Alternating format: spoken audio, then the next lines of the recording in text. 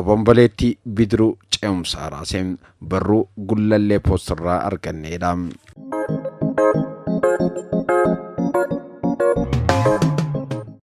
Ce'umsa yookaan transition jecha jedhu kana ibsuudhaaf barreeffamoota hedduutu barreeffame. Yaadaa fi yaxxinoota garaagaraatu kaa'ames. Isaan keessaa Stephen and Wolfers bara 2010 akka jedhanitti ce'umsi biyyi tokko taasistu teessoo duraan turerraa gara mul'ataa fi tooftaa bulchiinsa haaraatti yeroo adeemudha.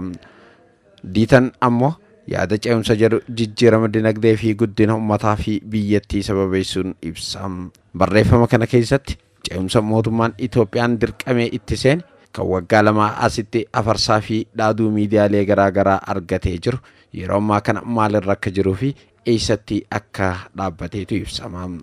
Ji'a Bitootessa 24 bara 2010 wal harkaa fuudhinsi baallii mootummaa Itoophiyaa duraanii obbo Hayilemaariyaam Dassaalanyii fi Dr. Abiy Ahmed gidduutti erga taasifameen booda jechoota akka haaraa fi dhaadannootti afaan mootummaa fi miidiyaalee keessaa ba'an hedduu isaa keessaa ce'umsa kan jedhu isa tokko ture.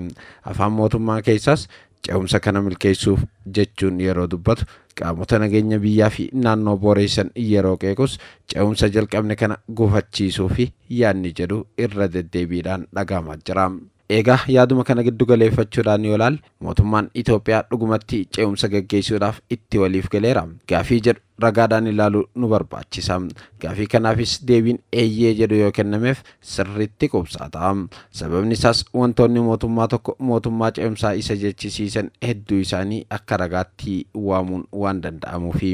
Ragaalee ce'umsa eegaluu biyyattiitiif dhiyaachuu danda'anis ministeerota haaraa muuduudhaan irraa jala gaggeessitoota duraa gaggeessu yakkamtoota qaama mootummaa duraanii keessa turan hedduu to'achuudhaan hidhuu akkasumas ammoo qabsaa'ota uummataa gara biyyattii deebisuu dabalatee hidhamtoota siyaasaa mana hidhaatti gad lakkisuudhaan mallattoo calqabbii ce'umsa biyyattii ta'e akka ragaatti waamamu ni danda'a.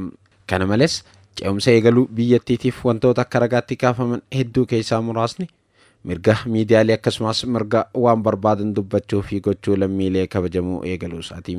Fakkeenyaaf biyya takkaa waan akkanaa keessatti yaalamee hin beekne keessatti utuu manni maree seera qabeessi jiru manni maree nama dhuunfaatiin hundaa'ee mirga guutuudhaan socho'aa fi nama walitti qabee yaada isaa barsiifachaa jiraachuun mana maree baalaadaraa jedhamu mallattoo mootummaa gara dimokiraasii ce'aa jiruuti. Dabalataanis yaadota bulchiinsa sirna Addawaayii hordofaa ture hedduunsaa jijjiirame gara yaada haaraatti ce'uun Addawaayii mataan isaayyuu maqaa jijjiirachuutti hanga yaada jijjiirachuutti qaqqabuun isaa ce'umsa eegaluu Itoophiyaa ibsutti aansee ce'aa jiraachuu biyyattii yaadota agarsiisanidha. Eessarraa gara eessatti akka ceenu yookaan nu ceesisan ifa gochuu baatanis haalli siyaasaa biyyattii ce'umsa yookaan bakka duraan turerraa jijjiiramu eegaluu dhugaa ifa jirudha.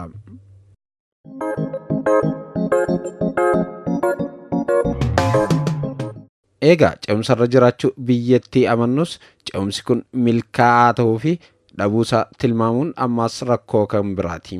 Ta'us garuu ce'umsi kun yeroo ammaan kana danqaan isa mudate bakka jiru dhaabbateera moo deemsa saffisaa deemaa jira yoo jennu deebiin keenya ce'umsichi akka barbaadamutti deemaa akka hin jirre amanuu ta'a. Kunis ammoo bidiruun ceesisuuf galaanarra dambali'aa jirtu obomboleetti guddaatiin kallattii kaateef dhiistee koompaasii burjaajaatiin daddarbatamaa jiraachuu ishee agarsiisa. Kanaafis ammoo obomboleettiin bidiruu ce'umsaa kan raase maal akka ta'an eessatti akka bidiricha raasan ragaa waliin kan ilaallu ta'a.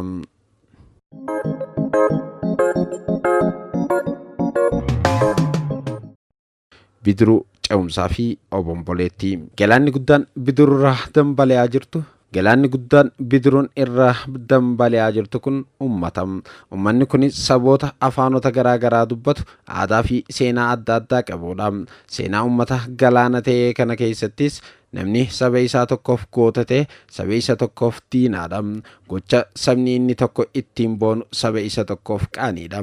Saboota akka kanaatu walitti dabalame galaana ta'uudhaan bidiruu kana ofirra dambaliisaa jira. Egaa bidiruun kun ammoo galaanarra dambali'aa jiru kanarra ijaajjee yeroo nama sabni inni tokko goota koo ittiin jedhu maqaa dhahu saba isa tokkootu mufatam. Yeroo seenaa isa tokkoo faarsu saba seenichatti aaruutu dhahii ta'e bidiricha raasa. Bidirichis garaagarummaa yaadaa fi aadaa saboota galaana ta'e isa baataa jiru waan hubateen fakkaatu. Saba kanaafis galaanni kun karaa borcamuudhaan bidiruu kana urgufaa jira. Sababa kanaafis bidiruun ce'umsaa kun gara deemsaa dhabuudhaan suuta tirfachuuf dirqamee jira. Biyya Itoophiyaa keessatti saboonni 83 ol akka jiraatan ragaalee hedduun ni mirkaneessu. Saboonni kun martinuu biyyattii keessa haa jiraatan malee goota waliinii aadaa fi seenaa waliinii kan dhugumatti ittiin boonan hin qaban. Kunis ammoo sababa rakkoo ijaaramuu biyyattii ganamarraa kaasee olaantummaa saba tokkoo fudhachiisuuf dhama'amaa tureen waan uumamedha. Haala kanaanis wal harkaa fuudhiinsa mootota torbaatiif sababa guddaa ta'aa kan dhufe. Saboonni martinuu biyyummaa kanatti amananii fudhachuu dhabuu isaaniiti. Kunis ammoo saboonni mirgaa fi dirqama ofiitiin buluu malee olaantummaa isa tokkoo dhagoo fi fudhachuun hadhoo caalaa hadheeffatanii diduun isaanii sababa jalqabaa taasifachuudha. Biyyi kunis sirnoota garaagaraa keessummeessuudhaan si'ee hedduu fuulduratti ce'uuf yaalteetti. Haa ta'u malee adeemsi rakkoo guddaa ce'umsa kana gufachiisaa ture dharraa olaantummaa saba tokkootiin ukkaanfamu saboota biroo akka isaan gaafii mirgaa gaafachuudhaan mootummaa irratti duulan taasisaa ture. Seenaa mootummaa Haayile Sillaasee keessatti fincilli qotee bultoota Baalee ijaaramuu baandii afran qalloo fi hundeeffamuun konfedereeshinii dhiyaa akkasumas ammoo fincilli uummata raayyaa fi kan biroo yaada ka'umsa olaantummaa saba tokkoo fudhachuu diduu jedhu irratti kan bu'uureffame ture. Bara ammaa kanas ce'umsa mootummaa Dr. Abiyyiin hoogganamu kanaaf obomboleettii jalqabaa kan ta'e sagalee dhaadannoo maqaa cunqursitootaa seenaa fi gocha godaannisa uummanni biyyattii irraa qabu yeroo miidiyaa fi mootummaan dubbatu dhaga'amuu isaati. Fakkeenyaaf saboonni biyyattii harki caalu maqaadhuma Itoophiyaa jedhamu kanatti gammada wanti isa hin goone sharaa fi dhiibbaa maqichaan kaleessa akaakilee isaarraa ga'aa turedha. Seenaa mootota biyyattii darbanii keessattis gaarummaan akka sabaatti godhame waan hin jirreef akka gantuu fi ajjeesaatti mootonni Itoophiyaa Minilikii fi Haayile Sillaaseen saboota biratti ilaalamu. Kunis ammoo gocha badii mootonni kun mirga saboota irratti raawwatan ka'umsa gochuudhaani. Faallaa kana ammoo gocha badii kana saboonni jaallatanii fi akka hojii gaariitti ilaalan ni jiru. Kunis eegaa yaada walitti waa yookaan waliif faallaa ta'e saboota biyyattii bira jiraachuusaaf ragaa ta'a. Eegaa mootummaan biyyattii yeroo ammaas gootota yookaan seenaa gaariidha jedhamee otoo saboonni biyyattii irratti waliif hin galin maqaa jaraa kaasuudhaan seenaa fi gocha isaanii dhaadeeffame siidaan dhaabbachuufinsaa akka obomboleettiin darbataman bidiruu ce'umsaa uummata galaana godhattee dambali'aa jirtu kanatti ka'uuf wantoota karaa ta'e keessaa isa tokkodha. Obomboleettiin darbataman bidiruu ce'umsaa uummata galaana godhattee dambali'aa jirtu kanatti ka'uudhaaf wantoota karaa ta'e keessaa isa tokko. Dabalataanis obomboleettii bidiruu ce'umsaa raase keessaa inni tokko kan biraan otoo yaada uummataa walitti hin hidhain eenyummaa walitti hidhuuf yaaluu mootummaati. Akkuma jecha ce'umsa jedhu jechoota qilleensa qabatanii afarsaa argatan keessaa tokko jecha ida'amuu jedhu yeroo ta'u hiikni isaas tokkummaa fi jaalalaan akkasumas wal kabajaan utuu waliin qoodin waliin jiraachuu saboota mirkaneessuu jechuu akka ta'e kitaabni ida'amuu jedhu Dr. Abiyyi Ahmad ni ibsa. Eegaa yaada kana raawwattii kun dura taateewwan dagataman jiraachuunsaa bidiruun ce'umsaa kaapiteenummaa Dr. Abiyyiin oofamaa jirtu sun akka raafamtu godhe. Yaadota garaagaraa saboota hedduu keessa jiru walitti araarsuun dursuu otoo qabu saboota wal keessa jiraachisuuf yaaluun akkasumas humnaan jaalala biyyummaa uumuuf yaaluun balaa kanaaf saaxilaa akka ba'an taasise. Bara 2017 hanga bara 2019 keessatti saboonni biyyattii naannolee isaanii keessaa wal buqqisuu wal kaasuu fi wal ajjeesuudhaan nama miiliyoonota 1.7 ol irra dhiibbaan akka qaqqabe gabaasni abbaa gaarii Itoophiyaa bara 2012 baase ni addeessa.